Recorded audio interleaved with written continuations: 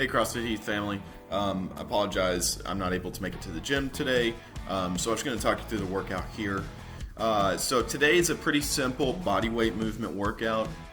It is not one of those Metcons where you just want to devastate your body. This is more of a practice workout and something that you should feel pretty good when you get finished. So let's jump right into the warm-up.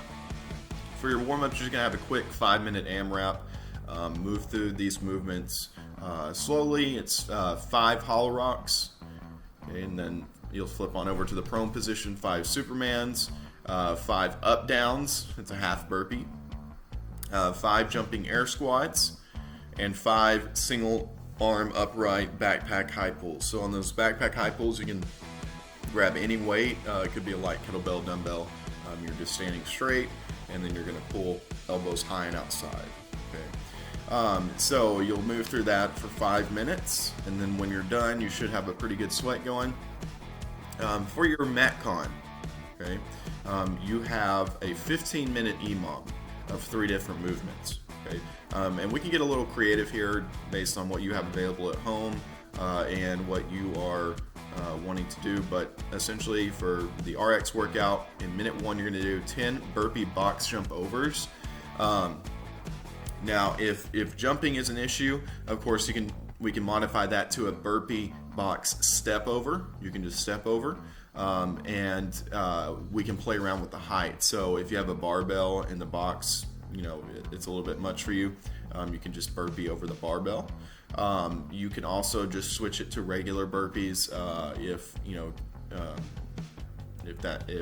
the 10 box jump overs is a little extreme for you. If it takes you longer than about 45 seconds to get 10 and you're really having to stretch out that minute, then maybe we pull that number down, pull the intensity down to say 7 or 8 reps. So that you can at least get enough time to transition to the next movement, which is 20 hollow rocks. And remember, on the hollow rocks, we've had these movements quite a bit in the last few weeks. We can play around with pulling our hands from behind our head in front of us. You can even pull your knee up to make it a little bit more manageable, so that you are not having to do such a big rock, that you can keep your rock movements small. And you can isolate the core on that movement. Okay, so we really want you to squeeze your tummy, point those toes on the hollow rock. And then minute 3, you've got 15 ring rows. On the ring row, just remember that the further out your heels are, the more parallel you are to the ground, the more difficult the ring row. So you can play around with the distance your heels are from your base. If you need a little bit more assistance, on your ring row, pull your feet in a little bit. And if you don't have rings, obviously you can use any surface that you can hang on to for an inverted row. That's fine. The other variation for the workout, we have still a 15-minute EMOM of 10 burpee tuck jumps. So that's just a burpee, and then you stand up, you jump, and pull your knees to your chest. Okay. So that's another variation that you can do. Minute 2, still 20 hollow rocks. And then minute 3, 15 backpack bent over rows. So on the backpack bent over row, you're just going to stand in an athletic position. So remember your power position. So knees are slightly bent. You're going to hinge at the hips. And then you'll pull that backpack to your sternum. So elbows high and outside. Okay. And again, it doesn't have to be a backpack. It can be a kettlebell, it can be a dumbbell, it can be a barbell even, or anything with a strap that you can hold on to and maneuver safely.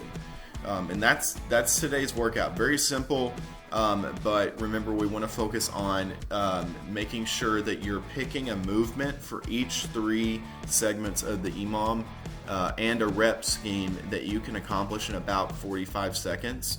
So if you go through minute 1 of the EMOM and you're not hitting the numbers and you're seeing a sharp decline in your efficiency on the workout, then we need to modify. So remember, we want to pick something. First of all, we want to pick a rep scheme that we can get in about 45 seconds, and you want to pick movements that you don't really have to think about, that you can do effectively and efficiently, even under fatigue.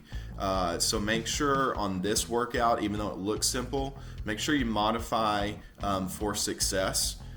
Start with the intensity, okay?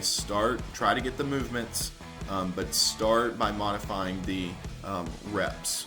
So if we need to come down on the 10, 20, and 15, that's totally fine.